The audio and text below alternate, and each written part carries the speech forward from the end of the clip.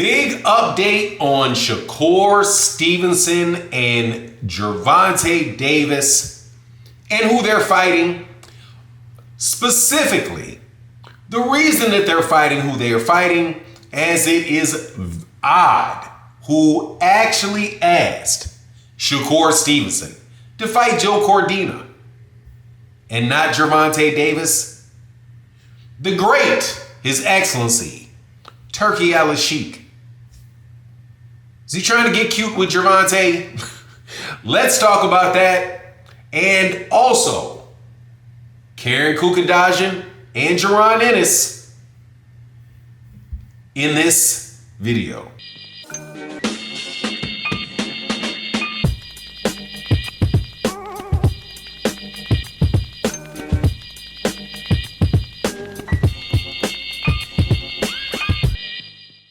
All right, welcome back to the channel. So, Shakur Stevenson's team spoke out about how we got to where we are, and you can blame Turki Alalshikh. Shakur Stevenson signed with Matchroom at the behest of Turki Alalshikh, according to Eddie Hearn. Turki Alalshikh is the person, according to Eddie Hearn, that wanted the Joe Cordina fight for Shakur Stevenson. Not a Gervonta Davis fight for Shakur Stevenson, but a Joe Cordina fight for Shakur Stevenson in a build-up that will end with William Zepeda. Now, before I get into the details and explain to you exactly how this rehab season, working with British promoters, are doing absolutely nothing for American boxing, and really and truly showing us that no matter who jumps in the game stays the same. Don't hate the player, hate the game. Don't hate Al Haymon, hate the game. Don't hate Bob Arum, hate the game. So don't hate Turki Alalshikh, hate the game. Because Turki Alalshikh is in the same boat that Al Haymon is in, Oscar De La Hoya is in, Bob Arum's in, Eddie Hearn is in, Frank Warren is in, and that's in the shoes of somebody that is failing to get the fights that fight fans want to see done. I'm not talking about his success in getting fighters that fight fans want to see on a card, because that happens. In the United States, getting two American fighters in the ring together that Americans want to see. So it didn't surprise me when Eddie Hearn said that Turki Alalshikh was the one that decided on Joe Cordina. And Joe Cordina and then William Zepeda. They were originally trying to go right for William Zepeda. But Turki Alalshikh introduced Joe Cordina when William Zepeda couldn't do it or didn't want to do it. But now William Zepeda's back in for the second fight. When DAZN came to the United States, and I'm going to remind you, when DAZN came into the United States, and the owner of DAZN, that Russian billionaire that I believe lives in the UK, had DAZN and brought it into American boxing, they said it was going to create more fights amongst top fighters and be a better situation for fight fans. And in fact, they were going to make it be so good that we would no longer have to have pay-per-views. That they would shut down this pay-per-view model by Al Haymon. That Al Haymon and the PBC had. That was bad for boxing and they would not do that. Well, what did we wind up seeing? We see prices that went from $5 a month up to $20 a month. Quadrupled, if I recall correctly. Maybe it was 10.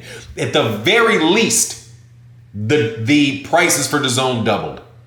Then not only did it double, all of the significant fights that you want to see them are on pay-per-view. So everything that they promised with DAZN when they showed up wound up not coming to fruition. So then you have, after that whole experiment fails, well, you're not able to do what they wanted. They bring somebody else in who has all this money and can get it done. But they're still not getting it done. I wonder what it is. Well, I think I can tell you what it is. Because boxing is a decentralized sport, you have individual operators that are making their decisions based off what's the best for them and the best way to recoup their investments to the greatest possibility, to its greatest potential. So you will notice that when Turki Alalshikh says, hey, let's bring Monster Inoue, a Monster Inoue that is about to be fighting in a couple minutes, to Japan, what does Bob Arum and the Japanese promoters for Monster Inoue say to Turki Alalshikh? No, I'm sorry. We're doing great over here in Japan. We're not about to shut down our Japanese operation and send you our number one guy to Saudi Arabia to fight in the middle of the desert against somebody that you picked, not me. Right? Didn't work. Now you have Turki Alalshikh calling up Canelo Alvarez in the middle of a training camp, saying, hey, I want to meet with you about your next fight. And Canelo telling whoever, hey, tell him no. I wonder why. I wonder why Canelo didn't want to talk to Turki Alalshikh in the middle of a training camp for Edgar Berlanga. Maybe he was busy? Yeah, I think he was busy. So, again, you have the Gervonta Davis. What is the situation with Gervonta Davis? Antagonistic between him and Gervonta Davis. Please do not expect these mega fights with these fighters. The fighters that can really sell in the United States, do not expect for them to just the people that work with them to say, oh, kumbaya for the purposes of boxing. Let's all get together and do exactly what Turki Alalshikh tells us to do. Let me repeat that. Nobody that has invested a ton of money in their fighters and their organization years and have goals for what they want to achieve in the future are just going to say, oh, well, hey, man, let's just throw all that away. Let's just take a ridiculously difficult chances and throw my fighter in with whoever he picks for the good of boxing. Meanwhile, Turki Alalshikh ain't making fights that he doesn't want for the good of boxing. It's just other people that have to do it. It's probably going to wind up in the same scenario that you have, and it's trending that way to be the same situation as the Russian billionaire. That it's going to wind up that the totality of boxing and the way that boxing operates is going to remain the same, because that's the way the business operates unless you can actually get it in a league. And you're not going to have a boxing league over and across 5 continents. It's just not going to work, man. Most of these unless